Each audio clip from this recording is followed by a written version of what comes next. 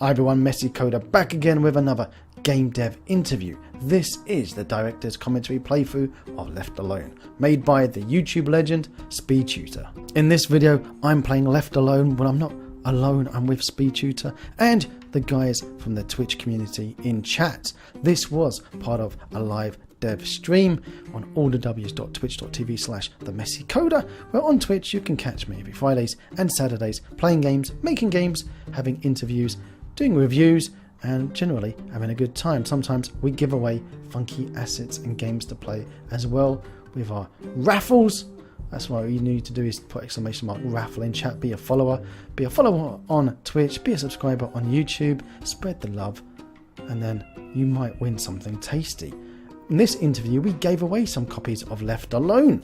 That's right, some other people got to play Left Alone.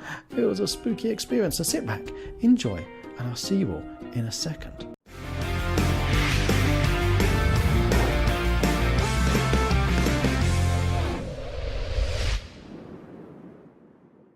You can see here the menu screen of Left Alone on my computer now. You should be able to see it on the stream. As beautiful as it is. It is so this is basically from your tutorial that you did of how to make a game menu, is it? No, it's not that one.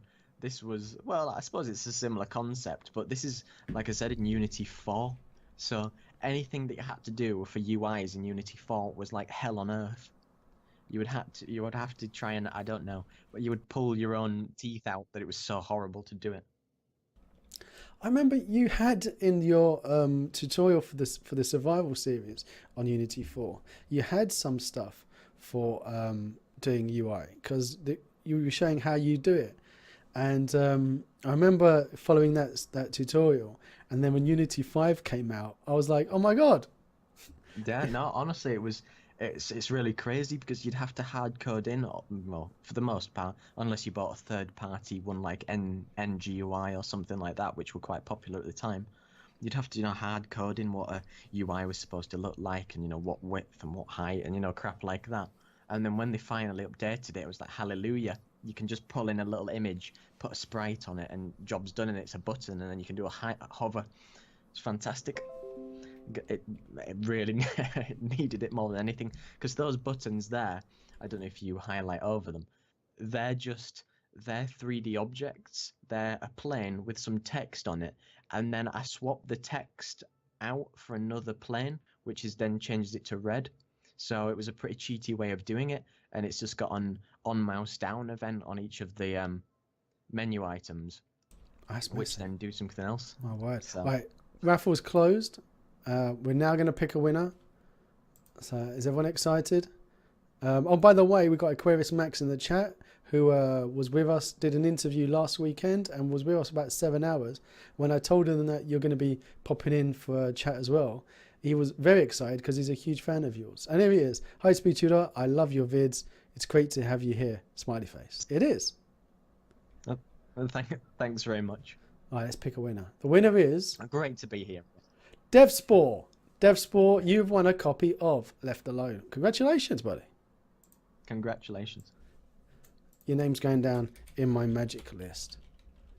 It's actually, you're doing all right for yourself, DevSpore. You've won a few things on my raffles, mate. He's won some Unity assets, and he's now won this. Job's a good one. Thumbs up in chat. I best get myself down to the stream more so I can win some free stuff. Free stuff.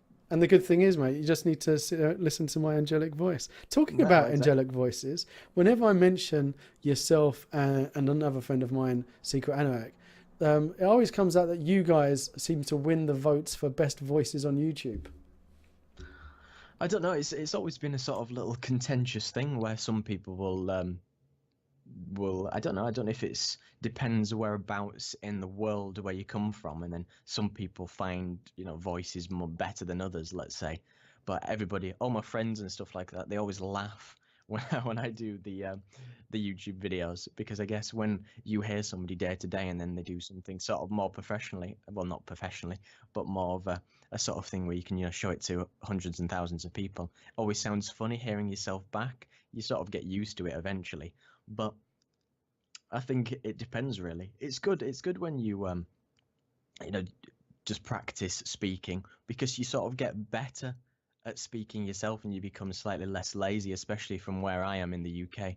People can sound quite lazy in Yorkshire, and even though you can usually hear it quite on my voice a lot of the time, I managed to get rid of it for the most part.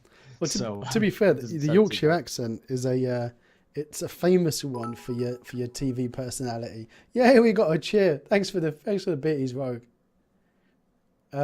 So yeah, I mean, your accent kind of lends itself to that friendly voice on TV and radio. I think that might be a fair point, because usually people from where I am are just generally quite open and quite nice just in general. So maybe that's true, but I guess it comes with, like I said, just like with yourself, that I thought that you without the cough, that you sounded great. It just comes with, maybe speaking more clearly. And there's a lot of people who have great sounding voices. I suppose it depends who you are. Some people like it, some people don't. It's like anything really. But if people end up liking it, then I suppose that's a bonus, isn't it? It makes it not so bad when you end up hearing this person over and over, maybe for 20 minutes, talking along in your ear about some boring programming. Funny thing is, when I started and tried to spam my colleagues at work with my videos, if any of them are watching, I doubt they stick around for the streams. They were like, "That's not you. That's not your voice." I'm like, "Yeah, it's my voice. Why are you putting on a different voice?" I'm not. Just using my voice. Like, nah, that's not you. And they're like, "No, it's a really shit microphone." So now I've got a decent microphone. People's ears aren't bleeding so much whenever I pronounce an S. They still basically take the mickey whenever they hear me on YouTube. But yeah, like you're saying, it's odd to hear yourself back. Imposter. There you go. Crumbs in chat. My better half when it comes to game development. So for those who don't know and do know, Crom is a legend streamer on Twitch. He is a former stuntman, historian, WoW player, legend extraordinaire, and I think the longest surviving DayZ player in history. He can have a DayZ character live basically longer than some people can live in real life. He is a DayZ and a Warcraft legend. Well, although I think my missus is probably a little bit level above, because obviously my wife's the best at everything. And we're making a game together, talking about making games. So we're entering the world of the online Wild West adventure games, where we are making a multiplayer Wild West game. And who better for me to make a Wild West game than a man who's actually lived that world, wears the clothes, has been to the sets of some of the greatest Wild West films, has been in some of the best Wild West films that you're going to see as a stuntman. So, and he's acted a bit as well. So I want to give everyone a thumbs up in chat and say hello to Crom, the legend that is the Barbarian King. Come on. It seems like there isn't anything that he hasn't done. There is the only thing that he hasn't done is come onto my stream for an interview. Oh well, there's time for that, isn't there? And talking about legends, like I was telling you a second ago about another beautiful voice. We've got the Secret Anorak, who talking about horse rigging. There is a guy called Secret Anorak that is actually helping me rig my horses for my game. I will not shy from that fact, because he is another legend. So if anyone hasn't yet subscribed to the Secret Anorak's YouTube channel, there's a link in chat. Pop over there, click subscribe, because those who don't know, for people not in the know, YouTube basically are destroying monetization for streamers. And unless you have now 1,000 subs and so many views, YouTube won't give you your partnership and won't give you any money. So they'll take away any money that you've earned. You won't get any more money for that. So we need to try and help Secret Anorak get to his 1,000 subs to make sure that YouTube don't do one over on him. So everyone pop over stick open a new window, obviously, don't lose the stream, but stick a sub on Secret Anorak. There you go, there's a link in chat. Right. So I'm sitting now looking at your beautiful 3D cheat menu system that you've made here. I just want to pop into the options. So you've got here the low, medium, high, and ultra settings on the quality, and that's pretty much like the controls that we make inside Unity, still in Unity 5. The same logic applied to that. Um, yeah. Even though it's not updated on my screen, it's probably the most embarrassing thing that I ended up doing on the game because it looks like it was made in about 1902. It's that old. um, and even on Steam, people ended up saying nasty things about how bad it looked, and which is granted. I mean, at the time, I had very, like I've said from the beginning, very limited experience just in general of making UIs or anything like that, and even just getting that to do that was like just really really nasty because it just wasn't nice to put different UI elements together, and just the overall look. The best I could do was make the text and change the color and all stuff like that. But essentially, yeah, it works exactly the same. There's just a bit of script behind each of the elements which do something and then save it to something like the player preferences, depending on how you're saving your data. And you just change it because there's a lot of pre-built things in Unity. So when you press Ultra or you press Low, it runs a bit of code and it'll change the quality setting along with brightness. Even though brightness is a bit of a tricky one because Unity doesn't. Brightness is not a thing that's supported. It's usually maybe on an image effect, which you crank up to the gamma or something like that. And yeah, these are the things that I learned over time that, especially with inverting your mouse, people on Steam really want things like that. A lot of customizability and being able to invert your your mouse sensitivity and things like that. And Why do they want to invert their just mouse? What? I've never understood the benefit of inverting your well, mouse. that's I thought it was only for people who did like you know flight controls, Yeah. but some people really like it, and I had comments in the Steam forums saying that I'll leave a bad review, or I won't buy the game unless you've got that in. So it's one Wow. of the things which is possibly one of the most important things to put in, so people can change the sensitivity of the mouse, because sometimes people don't have a gaming mouse where you can change the DPI on the fly, or when you're testing your game you might have it where you might have it really nice, the sensitivity, and some people, they might scroll across the screen and it might be crazy. So it's good to have a medium, have a lot of different settings there, even controller remapping. With this version of Unity, I had it before you launched the game, and you could change the controller maps. It's just good to have as much option as possible, but I think sometimes people take it for granted almost, that they think that you go into Unity or something like that and you press a button and Unity creates you a menu with all the graphic settings in one, which is definitely not how it works. You mean the magic make my game button? Yeah, exactly. We'd all like one of those. I do have one of those, but I don't share Do you have a magic make my tutorials button? it. Yeah, exactly. I get my dog to do that because I'm just the sort of voice behind it. She's actually the mastermind behind it. There are a few YouTubers, and there's one that you know of, that basically they have somebody else doing all their editing.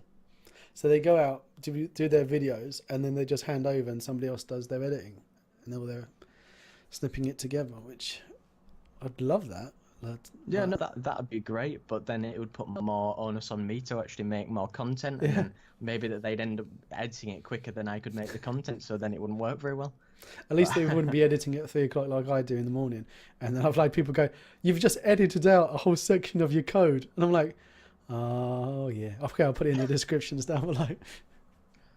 Exactly.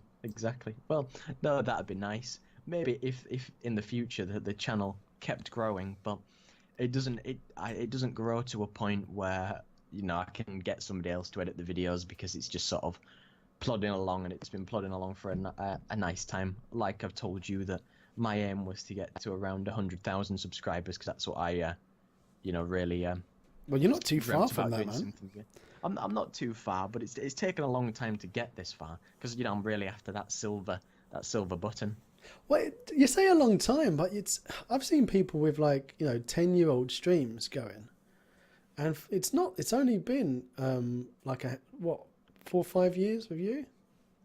Yeah, It's not that long, I mate. I think I started it mainly in 2013, off towards the end of 2013. We've got So yeah, it's been 4 years-ish. I mean, you'll get there soon, mate.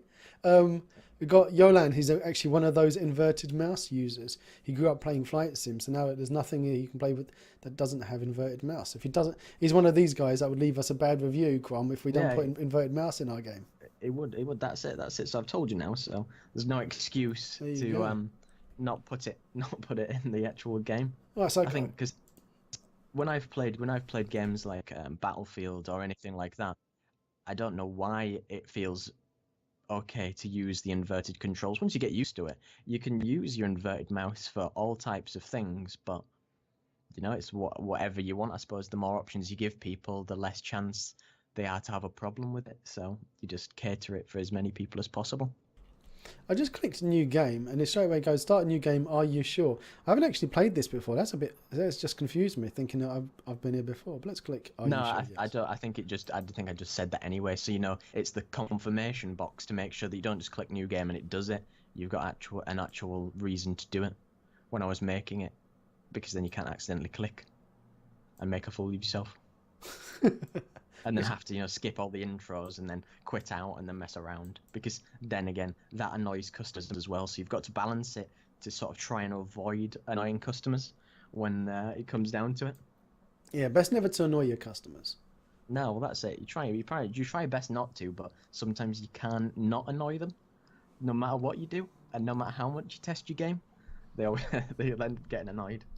Right, so you don't actually have any voiceover narration here, so I'll have to play the part of the narrator.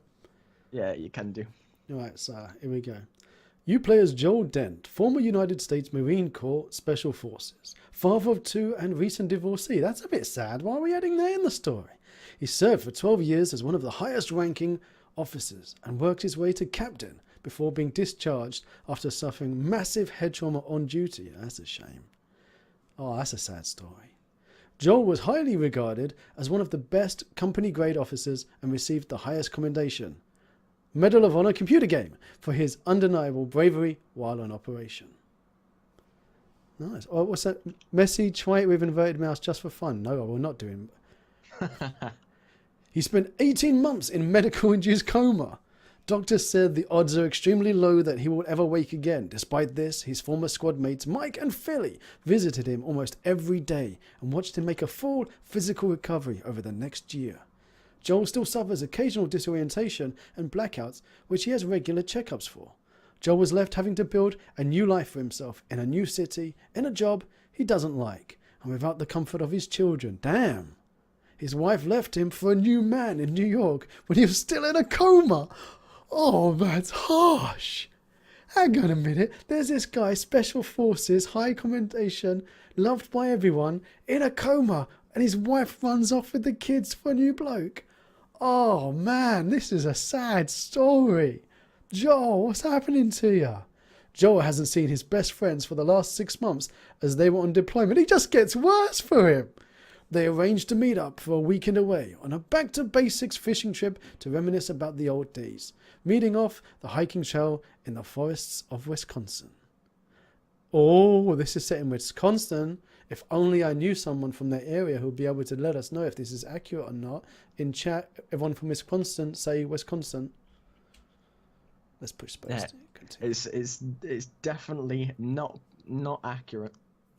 I could say it's really accurate just to the letter, and I'll pretend to point it out on the map where it would be. But it's definitely not like that. Keyboard Hawk says that this intro sounds like life it is as it is. Yeah. All right, here we go. Controls. He's going to show us what the controls are. All right, you got QAWSD, QE, E, interaction pickup, shift, jump, flashlight, on, off. Well, I can pretty much tell you what the majority of the controls will be, because I think I can still remember. The most of them are just default controls for most games that you'll play. Okay, I've not played this before, and I'd like to pretend that I know the story of it and everything. To like go, yeah, of course I know everything about this game. I've been a huge supporter from day one, but I'm going into it pretty blind. I know it's a horror game, And there's a flashlight here, so there's obviously going to be a load of dark stuff going on. Exactly. When You pretty families much lay hit the broken, nail on the bond head between- there. Oh, when families lay broken, bond between friends grows stronger. In the face of adversity, use the light to guide you. Isolated from your comforts, every man has his breaking point. Oh my word! Believe only half of what you see and none of what you hear. There's an E missing from your nun. How scary would it be if the voice inside your head stopped working? What the hell? What are you trying to do to us, man? What are you trying to Yeah, do? funny how you mentioned that little error. What had happened, I'd already released the game, and this video created in, I don't know, After Effects or something like that, and, you know, put into Unity out on top of it. So I couldn't even find my After Effects file anymore, so I wasn't going back into that to find the After Effects file to try and update the E that was missing, so I just had to commit with it even though people mentioned it. So it just had to live there like that forever. Did you say that it was intentional? Well, I just said, yeah, I'll fix it. Oh, you got an invisible wall here. I can't go down there. Mate, invisible wall. Oh, Exactly. mate, no. Oh. Well, what would be the point of letting you go down there? I know, but you You could don't like want to go down there. you could put like an old granny there pointing, going, "Don't go down the path. There be werewolves." Now? Did you make all your artwork, or did you use assets from the asset store?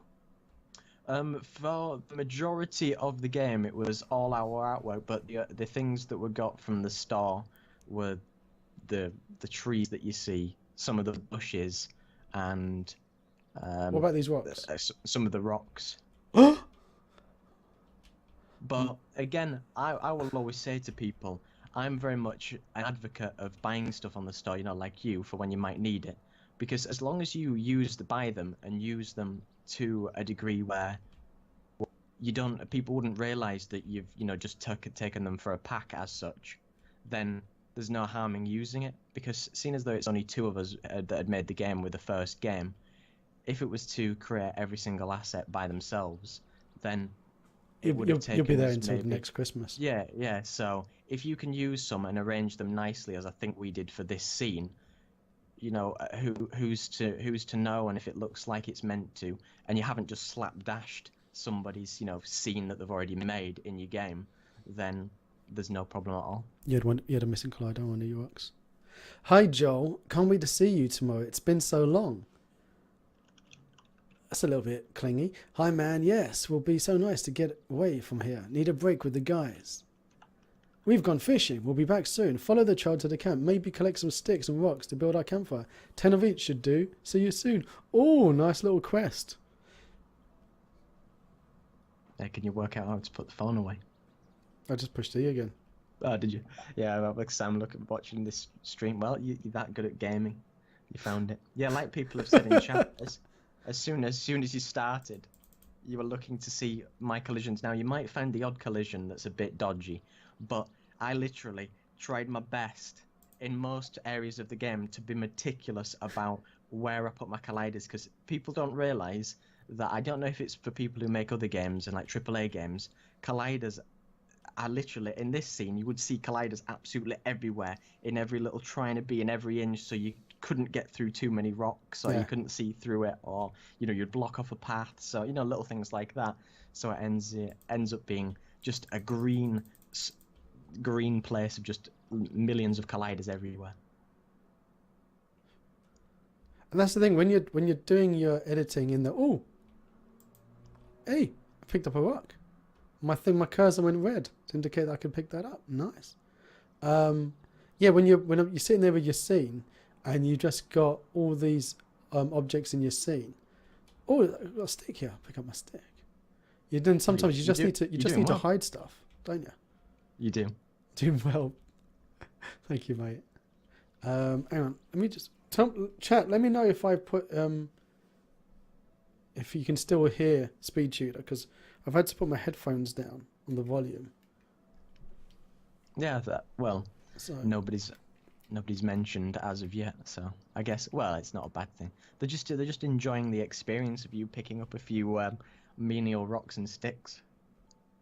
Okay. So I need 10 of each. Yep. But you can't hear any of the game sound. Well, I can't pick up any more. It's a pickup simulator. Yes. Your whole mission in this horror game is to just pick up sticks and rocks. Do I have an inventory tab? No. Hang on, I don't have enough sticks. How do I know if I've got enough sticks? It pops up eventually when you've got enough sticks. You just have to hunt around for ages. That's the one thing that if I'd go back in time, I'd make a better way for you to, be able to realize how you picked everything up. But like I say, that's the whole. What's the word? The whole, not joy, because it's not really a joy. The whole learning curve of you making a game. You realize what people didn't like, what people found difficult, what things didn't work.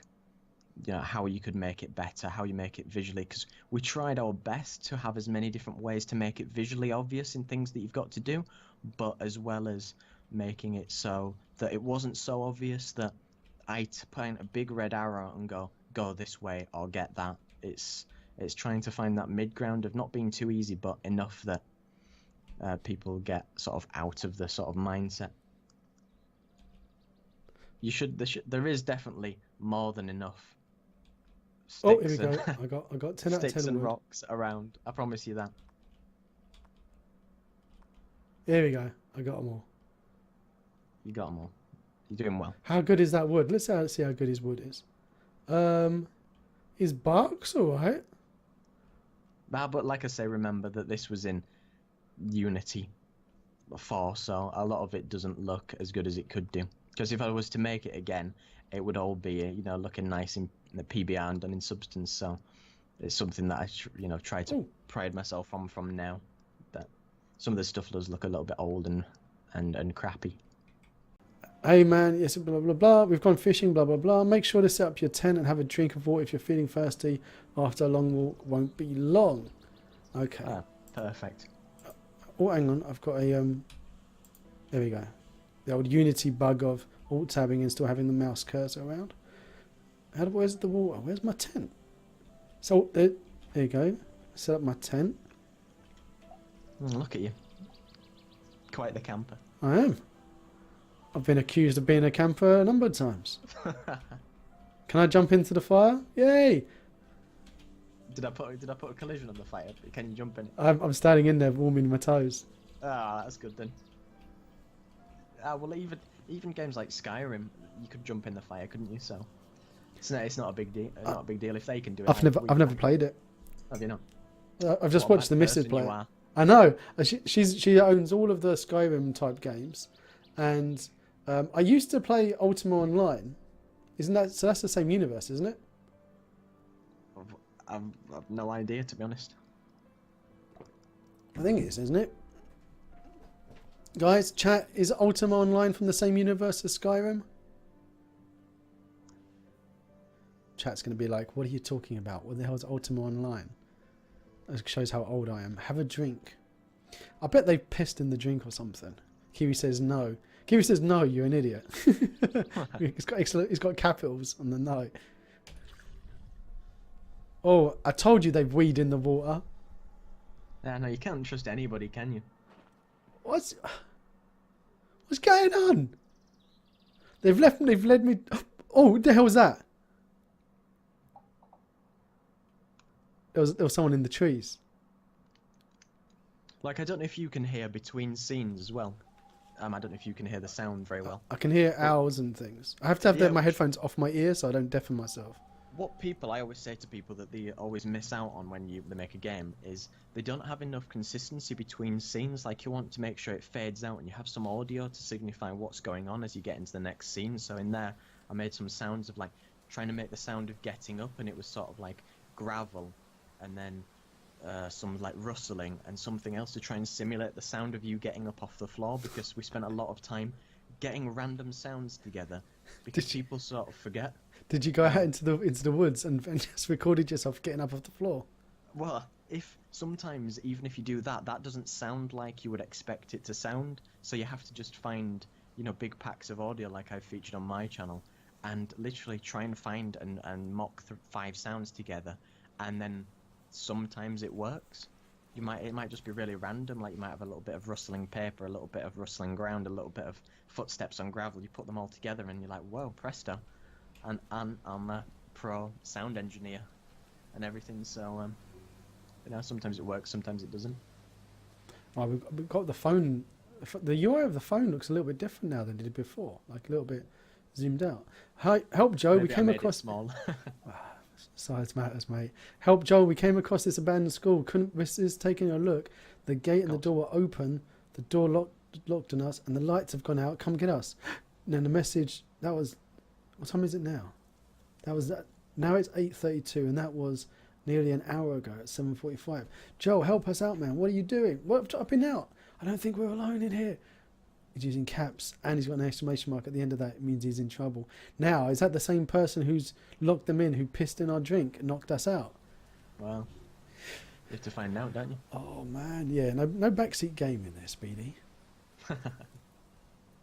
Just building up the tension for you. Oh, That's man, why. I've got enough tension. Where was that bloke who was he was standing here?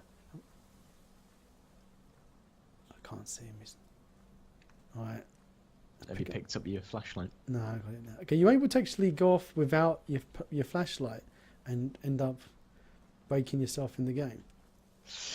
To be honest with you, I'm not sure if I put a collision there to stop you. I would say don't try it just in case you break it, and then you'd have to start that bit again. Oh, So that'd be harsh. I wouldn't intentionally recommend trying to break it. Foley artists are awesome. Okay. I should be able to withstand anything because I can stand in the fire. Right. F. Yeah, well, he's obviously got some very insulated boots on, so fire is no. Joel is very resistant to fire. If you look in his stats. I'm trying to see where the keys look at his stats. Q use Barry. P view phone. B view batteries.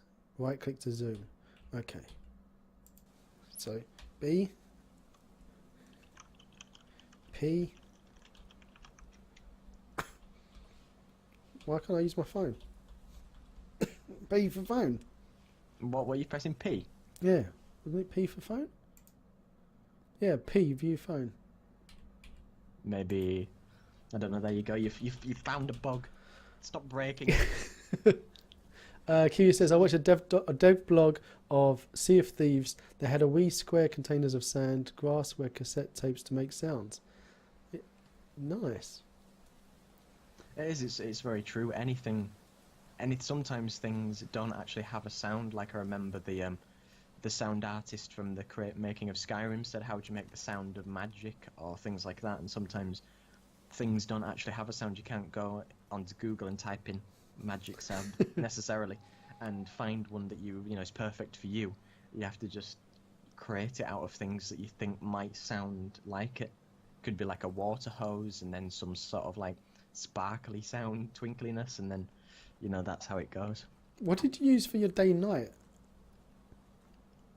As in, like you're in because it's Unity 4 and you've got nice skybox with your stars, your moon, nice clouds. And this is Unity 4. Yeah, well, it's just a different scene with a different skybox essentially, because the other one had a skybox which was daytime, and this is just a different scene with a nighttime skybox. It's no cycle, no day to night cycle or anything. Okay. So it's nothing overly fancy. Nothing fancy at all. And with this, I had a review from somebody who was really meticulous about some of the collision areas, because around the game when you walk around, some of the stuff wasn't blocked off around the edges, and I spent ages and ages putting metal fencing around, a crazy amount of time, and recolliding loads of areas, because nothing worse than, you laughed about, the invisible wall there, the collider that was there, and people also don't like it when, you leave it and there's sort of just a gap where you can't go, and there's just that invisible wall. It makes them annoyed, so it's to try and make it, feel believable for the most part. Don't ruin someone's immersion. Yes, I guess that's it. So there was somebody worse than me with his love of colliders. Yeah. Oh, we got a follow. That voice came in my ear and scared the poop out of me. Thank you, DexiLab, for the follow. I'm trying to see if there's any. Yeah, I'm looking around as if like somebody would leave batteries hanging around the side of a bus. I don't think there is any. I don't think there is any batteries hanging around there. Oh, but there is a bag here. There might be. Yeah, oh, I found some. Thank you, backseat gamer. Ah, well, it's all right then. Yeah. I'm surprised. I'm surprised. There you go. Whenever there's You a found school, something that I didn't even realise was in there. when there's a school bus, there's always going to be bags around a school bus. Yeah, well, that's it, isn't it? Point of interest. All right, so. Oh, the fences. I just went for a tree. What's this over here? What's that? That's a rock. Have you put your torch on? I don't want to waste my batteries. You've got loads. Don't you have to be worrying about that. Yeah, they found the power plant. I'm actually squitting myself at the moment. I hate horror games because, especially when I've just had a curry, because I can feel it going to come out any moment. Nothing found. Nothing found. Oh. All right. So this is the thing, we've got a lot of Unity developers, or in chat, people wanting to make games, Unity games, and actually having like a director's commentary. Oh, fresh meat, you gotta go. See you, buddy. Don't forget to watch the rest of it on the VOD, mate. If you want to see me squeal like a little baby. Okay. Can I open this up? No, I can stick my head through it. Lovely. What about this? Stop trying to break everything. That's what I do. That's what I do. Use keypad.